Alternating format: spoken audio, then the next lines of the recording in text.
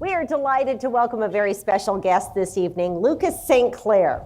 Lucas is president of Elliottsville Plantation and a board member of the Quimby Family Foundation. He spearheaded the designation of the Katahdin Woods and Waters National Monument, so you've seen him on the news a lot lately. Lucas is going to join me up here in just a moment for a little conversation. We will be taking questions from the audience, so if you have one, let us know. Just come on down. Before we start, though, we want to share with you a segment of Bill Green's Maine that Bill did several years ago with Lucas, but it's, I thought, really insightful, not to mention beautiful. So here you go. We met up with Lucas at Lungsus Camps. That's the spot where Don Fendler came out on the East Branch after being lost on a far-off mountain in Maine. Lucas is right at home here. He was born in Guilford and grew up outdoors. I had a twin sister, and she and I would walk down with my parents, walk down the dirt road and catch the school bus there. And it was a very remote and somewhat isolated upbringing. Lucas was given his father's name, St. Clair. His twin sister, Hannah, was given their mother's name, Quimby. His father is retired and lives in southern Maine. My dad's wonderful, and oftentimes is left out of the story, which is unfortunate because he built the kind of sportsman that I am today. Growing up, I spent a lot of time with him. He taught me how to fish. He taught me how to hunt. I spent endless hours in the woods with him, and really that's how I got introduced to the outdoors. After his parents separated, Roxanne's business, Burt's Bees, was flourishing, and without really knowing it, Lucas went from rustic to rich. One day, the Piscataquis Observer ran a story about how Burt's Bees had made $3 million. There was a bit of a change in the way people would react to my sister and I. I remember feeling like, someone asked me to come over to their house after school and play, and they hadn't done that up to that point. And I'm thinking, it feels different. He had climbed Katahdin when he was 10 and set a goal of hiking the Appalachian Trail, which he did the summer he got out of Gould Academy. It felt like sort of from that point on, everything was looked through the lens of slowing things down, thinking about, doing things that are very simple, have real intention behind every action, and realizing how there is this potential for capability that lies within every person. With increased confidence, he and Hannah and 3 friends paddled the Northern Forest Canoe Trail before it was a formalized route. We cut the pages out of DeLorme atlases from New York to Maine and highlighted the route. And, we spent a lot of time dragging canoes along the sides of highways trying to figure out how we got back to the river. And it was a really hard trip. Lucas went to the Cordon Bleu Culinary School and ran a restaurant in Winter Harbor. He went out to Washington State and became a fishing guide, married, and came back home. I love Maine. It's I was born here. It's my favorite place in the world.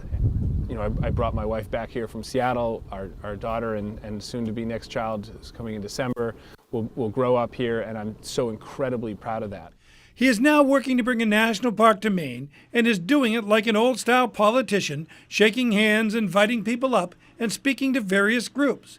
He says he has several obstacles to overcome. The first is that many confuse the original Restore the North Woods plan with this one. I think Restore was off base in their idea. It wouldn't work. They never owned any land. They were talking about the heart of the timber industry and the wood basket for the entire state, and it just there was no way something like that could work.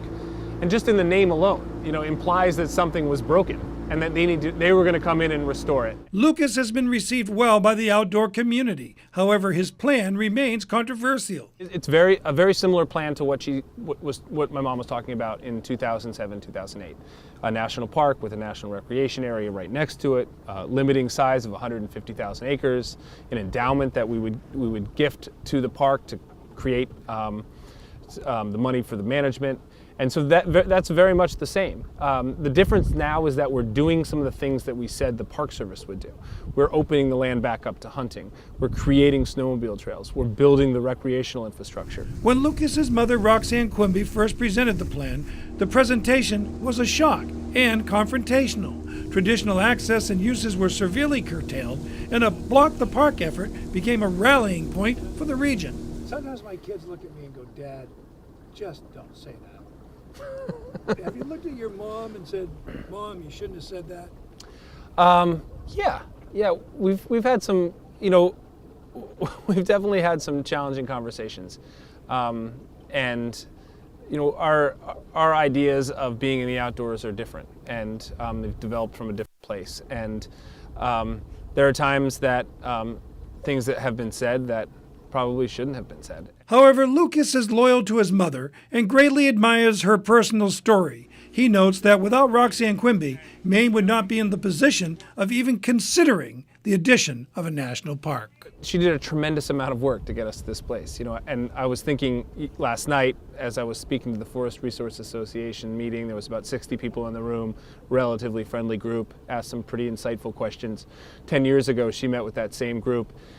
There were 200 plus people there, and there were some pretty angry and aggressive comments being made. Lucas believes the work that Elliottsville Plantation is doing is in the long-term interest of Maine. He believes he is building support for a park despite passionate disagreement. I hope that they recognize that I have the best interest of Maine and the best interest of northern Maine in mind when I do this work. I'm not doing it for sort of my own